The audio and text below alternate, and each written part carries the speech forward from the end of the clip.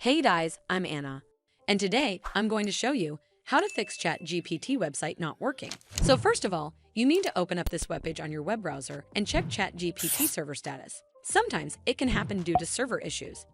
In case you find a temporary outage, wait for some time and try again later. But if you experience no outage here and still encounter this issue, then you need to clear your browser cache. For instance, on Chrome, you simply need to hold down Ctrl, Shift, and Delete key on your keyboard. A pop-up window will open up. Simply select all time in the box next to time range. Then checkmark these boxes and tap on Clear Data. Once you're done with it, relaunch your browser and check if it fixes the issue. But if it doesn't, then make sure you're connected to a strong internet connection. Navigate to google.com on your browser and then search for speed test. Here on this page, you need to tap on Run Speed Test.